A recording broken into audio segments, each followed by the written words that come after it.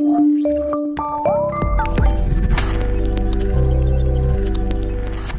वालेकुम students welcome to अलहम dynamic world. हम बायोलॉजी का यूनिट 6 डिस्कस कर रहे हैं। लेक्चर हमारा सेकंड है और हम डिस्कस कर रहे हैं गैसेज एक्सचेंज। इससे प्रीवियस लेक्चर में आपने देखा कि एयर पैसेजवे, लंग्स और साथ में मैकेनिज्म ऑफ ब्रीदिंग किस तरह से होता है। आज हम बात करेंगे ऑक्सीजन और कार्बन डाइऑक्साइड के ट्रांसपोर्ट की और साथ ही साथ रेस्पिरेटरी डिसऑर्डर्स की। हम अपनी बात स्टार्ट करते हैं ऑक्सीजन और कार्बन डाइऑक्साइड के ट्रांसपोर्ट से। इससे पहले कि मैं आपको कुछ ब्रीफ करूं कि ऑक्सीजन किस तरह से ट्रांसपोर्ट होती है, कार्बन डाइऑक्साइड किस तरह से मूव करती है, आपको 2 से 3 बातें याद रखना बहुत जरूरी है। पहली चीज, ऑक्सीजन जब एयर से आएगी लंग्स में और लंग्स से जब ये जाएगी ब्लड में, तो लंग्स से ब्लड में इसकी जो मूवमेंट है ये पैसिव मूवमेंट होगी, ये डिफ्यूजन होगी। यहां पर कोई एक्टिव मैकेनिज्म इन्वॉल्व नहीं है। यही हाल कार्बन डाइऑक्साइड का भी है कि कार्बन डाइऑक्साइड भी पैसिवली मूव करती है। एक्चुअली ये जो मूवमेंट होती है ये डिफरेंस इन पार्शियल प्रेशर की वजह से होती है। तो इसका मतलब ये हुआ कि गैसेस की जो डिफ्यूजन है वो पैसिवली होगी, कोई एक्टिव मैकेनिज्म इन्वॉल्व नहीं है। दूसरी चीज ये है कि जब मूवमेंट होगी गैसेस की लंग्स से ब्लड में, एल्वेओलाई वो साइट है जहां पर ये मूवमेंट हो रही होती है।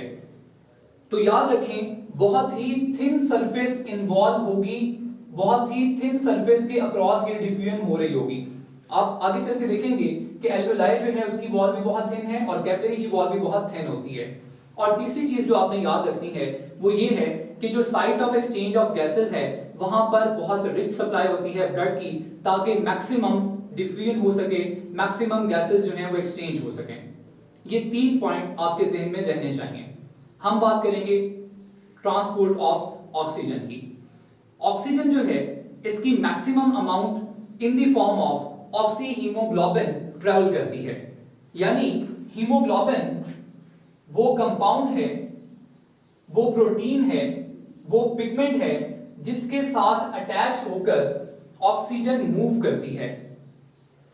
ऑक्सीजन जो है वो बाइंड करती है हीमोग्लोबिन के साथ और आपके पास जो कंपाउंड बनता है वो है ऑक्सी हीमोग्लोबिन। एक टाइम पे हीमोग्लोबिन के साथ 4 ऑक्सीजन मॉलिक्यूल जो हैं वो बाइंड कर सकते हैं। इसको हम Hb4O2 लिखते हैं या फिर आप इसको HbO8 भी लिख सकते हैं। इसका मतलब ये है कि 4 ऑक्सीजन मॉलिक्यूल या फिर 8 ऑक्सीजन एटम हीमोग्लोबिन के साथ बाइंड किए हैं।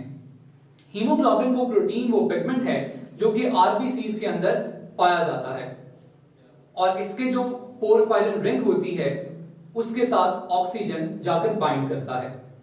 अगर आप इसकी इक्वेशन देखें तो haemoglobin binds with oxygen to form oxyhaemoglobin, और क्योंकि एक वक्त में 4 ऑक्सीजन मॉलिक्यूल बाइंड करते हैं तो यहां पर आप HbO8 भी लिख सकते हैं। ये आपने याद रखना है। ये ऑक्सी हीमोग्लोबिन की फॉर्म में मूव करता है। ऑक्सी हीमोग्लोबिन कोई बहुत स्टेबल कंपाउंड नहीं है।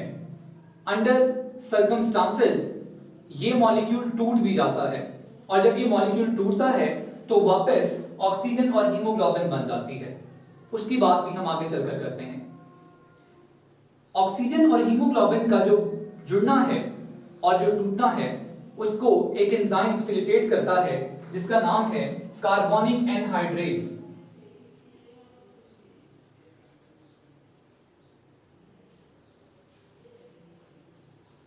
ये एंजाइम आरबीसीज के अंदर नेचुरली एग्जिस्ट करता है और ये ऑक्सी हीमोग्लोबिन के बनने को क्या करता है, फैसिलिटेट करता है। तो मैक्सिमम अमाउंट ऑफ ऑक्सीजन जो है वो in the form of haemoglobin ही क्या करती है, मूव करती है। लेकिन कुछ अमाउंट जो है हीमोग्लोबिन, कुछ अमाउंट जो है ऑक्सीजन की वो डिसॉल्व्ड फॉर्म में इन प्लाज्मा भी क्या करती है, मूव करती है। ये आपने याद रखना है। मैं दोबारा से इस पॉइंट पर आता हूं, हीमोग्लोबिन वाले पॉइंट पर। देखिए हीमोग्लोबिन जो है उसकी जो मैक्सिमम कैपेसिटी है ऑक्सीजन कैरी करने की पर 100 ml वो 20 ml है। इस बात का मतलब ये हुआ कि अगर हमारे पास 100 ml हीमोग्लोबिन होगी तो ये अपने साथ 20 ml ऑक्सीजन बाइंड कर सकती है। ये इसकी मैक्सिमम कैपेसिटी है, इससे ज्यादा बाइंड नहीं कर सकती। अगर हम बात करें ऑक्सीजन के पार्शियल प्रेशर की, जो कि 115 मिलीमीटर मरकरी होता है एटमॉस्फेयर के अंदर, तो इस पार्शियल प्रेशर पे 100 ml हीमोग्लोबिन तकरीबन 19.6 ml ऑक्सीजन बाइंड करती है और 98% सैचुरेशन शो करती है। ये ऑलमोस्ट 100 के करीब ही है, लेकिन ये अलग से आपने एमसीक्यूज याद रखना है।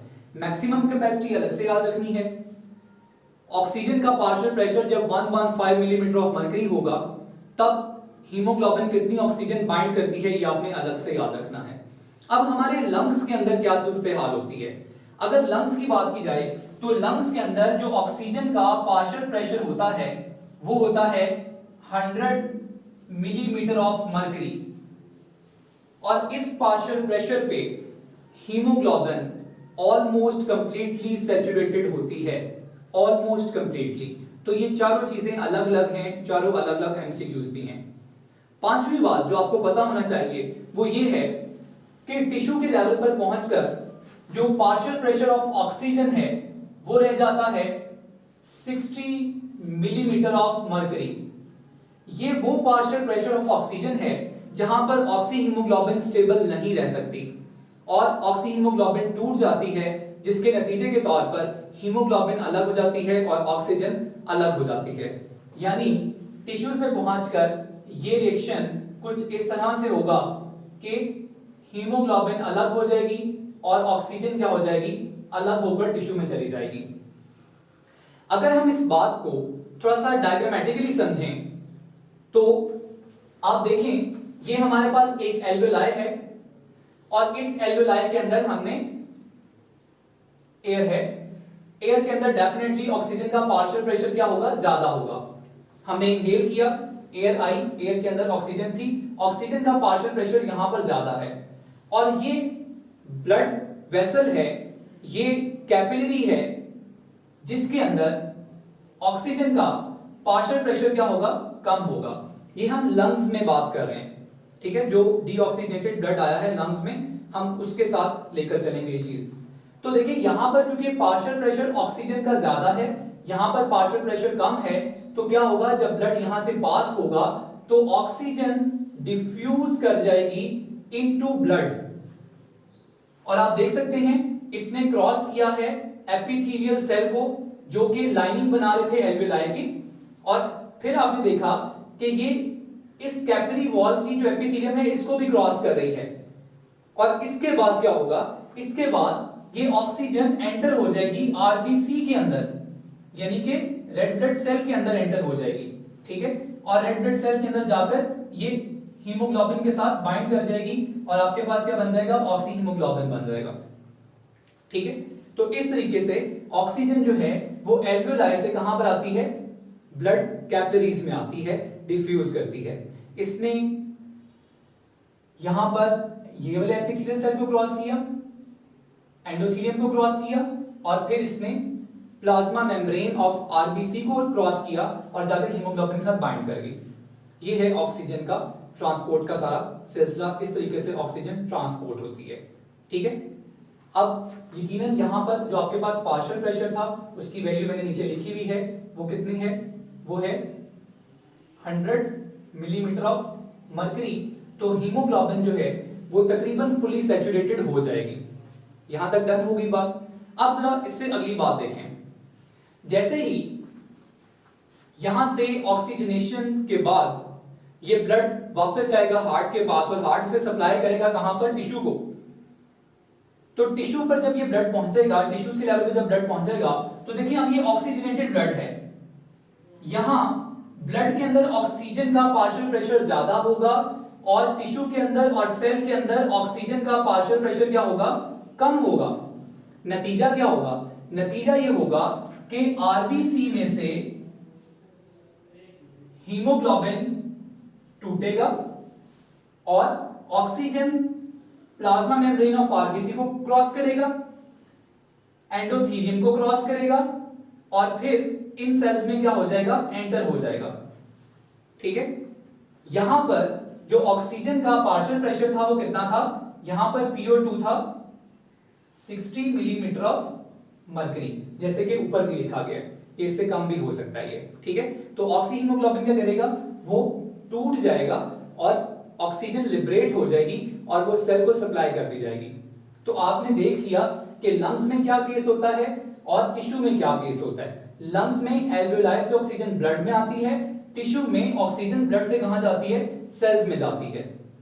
ठीक है, अब यहां पर 3 फैक्टर हैं जो कि ऑक्सीजन के हीमोग्लोबिन के साथ बॉन्डिंग को अफेक्ट करते हैं, और वो 3 कौन कौन से हैं।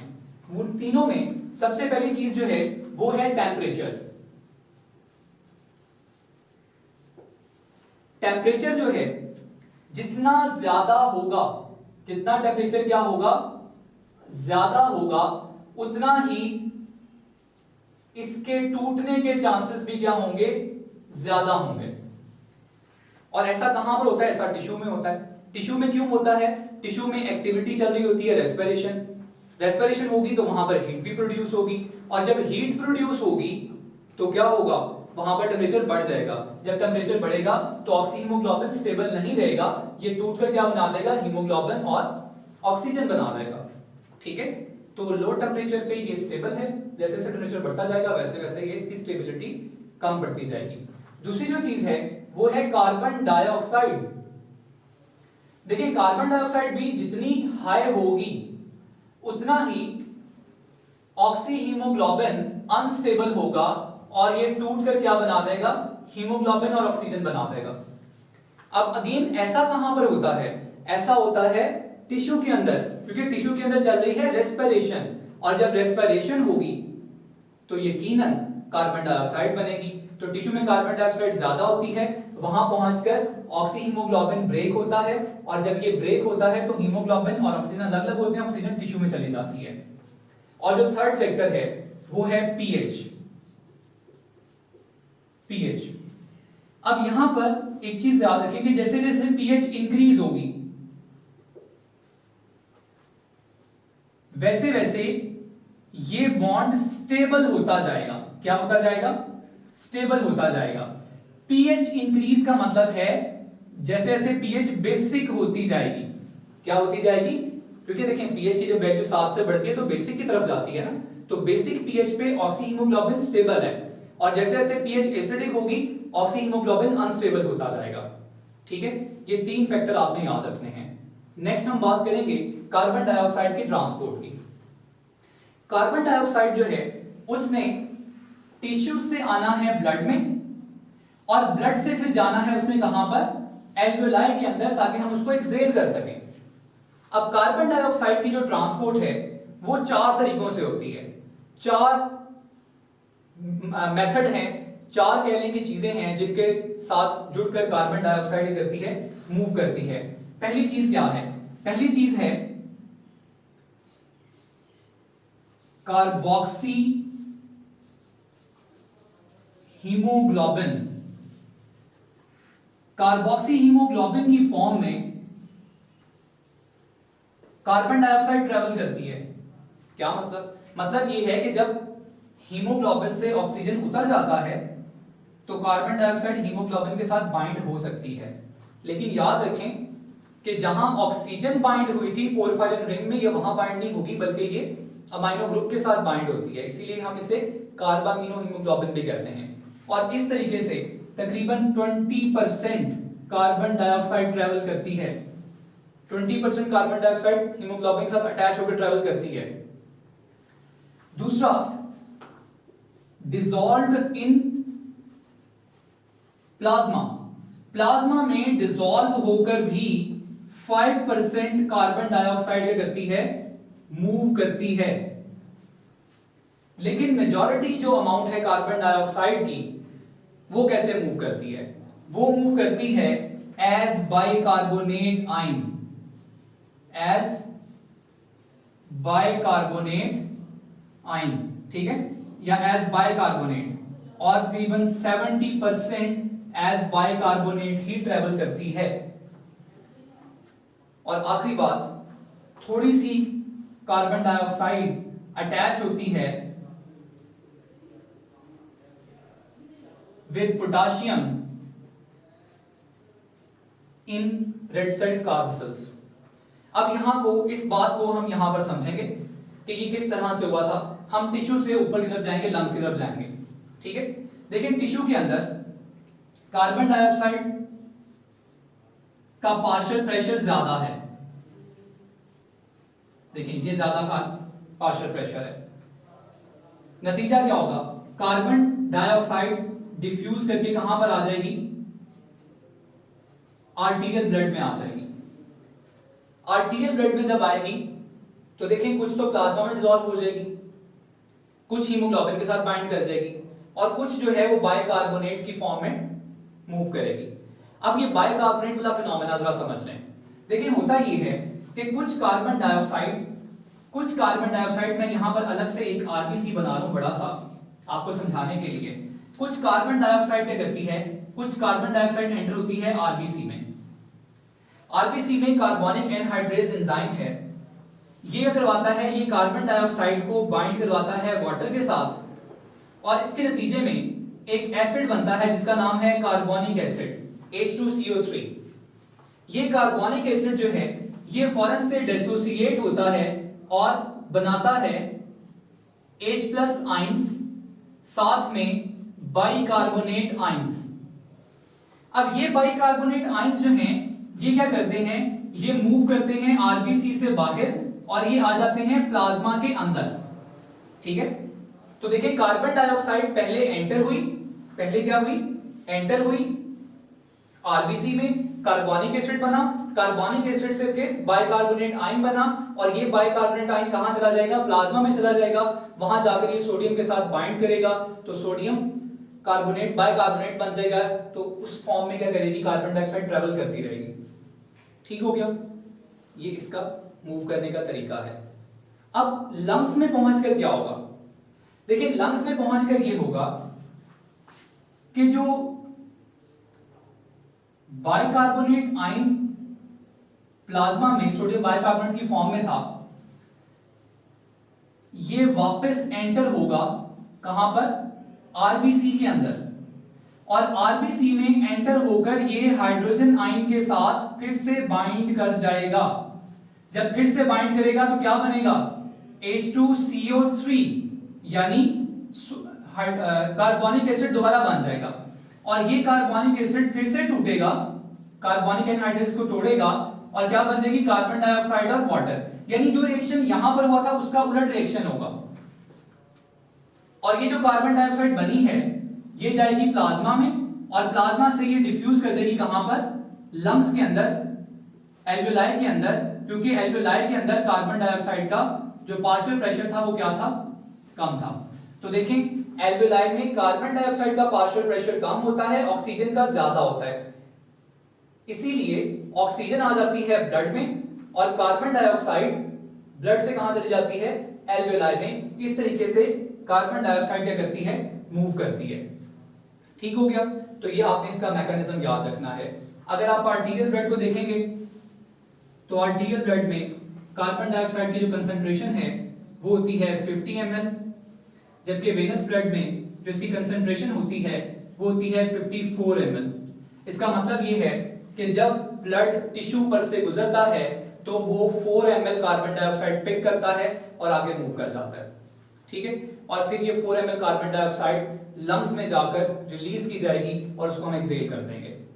डन होगी यहां तक बात। ये हमारा ऑक्सीजन और ट्रांसपोर्ट ऑफ कार्बन डाइऑक्साइड का टॉपिक कंप्लीट हुआ। हम बात करेंगे रेस्पिरेटरी डिसऑर्डर की। 3 रेस्पिरेटरी डिसऑर्डर हैं आपके सिलेबस में। एक है ट्यूबरकुलोसिस। ट्यूबरकुलोसिस जो है ये माइको बैक्टीरियम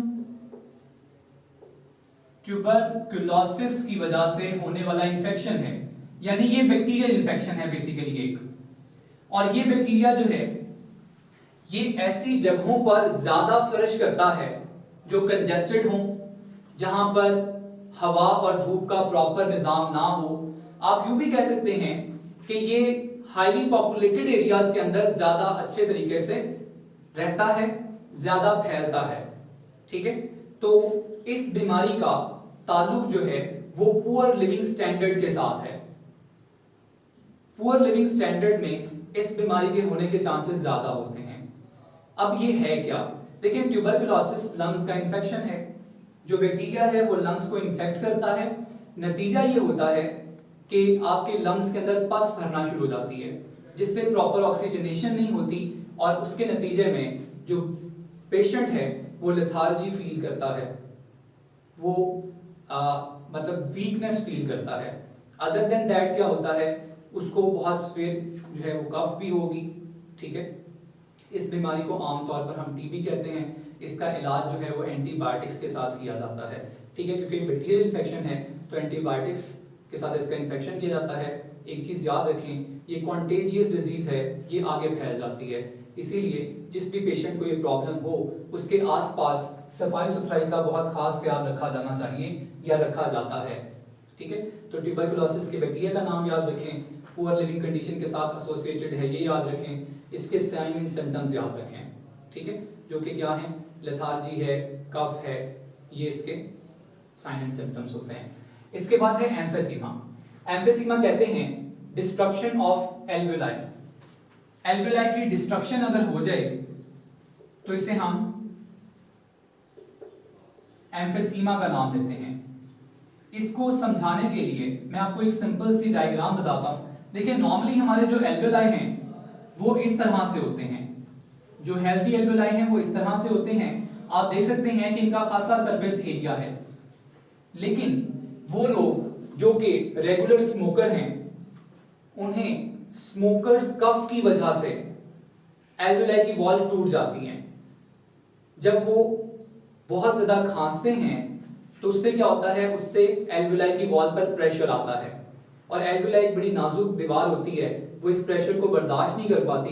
नतीजा उसका ये होता है कि ये दीवारें टूटती हैं और उसके नतीजे में एक ही बड़ा सा सैक बन जाता है। अब देखें, इसका और इसका सरफेस एरिया का डिफरेंस है। यहां ज्यादा सरफेस एरिया है, यहां सरफेस एरिया कम है। और क्योंकि यहां सरफेस एरिया कम है तो इसका मतलब क्या होगा, इसका मतलब ये होगा कि यहां पर एक्सचेंज ऑफ गैसेस भी क्या हो जाएगी, कम हो जाएगी। जब पुअर ऑक्सीजनेशन होगी तो पर्सन जो है वो लेथार्जी फील करेगा। ये स्मोकिंग के साथ या स्मोक के साथ एसोसिएटेड डिजीज है और ये फैटल होती है, क्योंकि जब हमें पता चलता है एम्फीसीमा का तब तक लंग्स जो हैं वो 60 to 70% तक डैमेज हो चुके होते हैं। ठीक है, तो इससे बचने का तरीका क्या होता है, हमें स्मोक से और स्मोकिंग से अवॉइड करना चाहिए। थर्ड है लंग्स कैंसर। लंग्स कैंसर जो है is a type of cancer. Cancer किसे कहते हैं, कैंसर कहते हैं अनकंट्रोल्ड सेल डिवीजन को। जब अनकंट्रोल्ड डिवीजन हो रही हो तो इसे हम कैंसर कहते हैं। और अगर यही अनकंट्रोल्ड डिवीजन कहां पर हो, लंग्स के सेल में, तो इसे हम लंग्स कैंसर कहते हैं। अब इसका भी जो मेजर कॉज है वो क्या है, वो है स्मोकिंग। स्मोकिंग जो है वो इसका मेजर कॉज है। स्मोक में डिफरेंट कार्सिनोजेंस होते हैं और वो कार्सिनोजेंस क्या करते हैं, वो कार्सिनोजेंस जो हैं वो लंग्स कैंसर कॉज करते हैं। एडल्ट्स के अंदर 90% जो लंग्स कैंसर की वजह है वो क्या है, वो स्मोकिंग है। ठीक है, क्योंकि स्मोकिंग में टार है, स्मोक के अंदर, टार के अंदर क्या होते हैं, कार्सिनोजेंस होते हैं और वो कार्सिनोजेंस क्या करते हैं, वो कार्सिनोजन लंग्स के सेल्स को चेंज करते हैं, उनमें म्यूटेशन लाते हैं, जिससे लंग्स कैंसर प्रोड्यूस होता है। लंग्स कैंसर के साइन एंड सिम्टम्स क्या हैं? देखिए, लंग्स कैंसर के साइन एंड सिम्टम में भी कफ आता है, शॉर्टनेस ऑफ ब्रेथ आता है, ब्रेथलेसनेस आता है और इसमें एक बड़ा इंपॉर्टेंट जो सिम्टम होता है वो क्या होता है कि कफ के साथ साथ ब्लड भी आता है। तो अगर कफ के साथ ब्लड आ जाए तो ये एक सिम्टम होती है लंग्स कैंसर की। ठीक है, इसका जो ट्रीटमेंट किया जाता है वो बाकी कैंसर्स की तरह कीमोथेरेपी के साथ किया जाता है। ठीक है जी, तो लंग्स कैंसर के बारे में आपने चीज़ें याद रखनी है। इंशाल्लाह नेक्स्ट जो हमारा लेक्चर 3 होगा उसमें हम ट्रांसपोर्ट इन प्लांट्स पढ़ेंगे। अभी के लिए अल्लाह हाफ़िज़।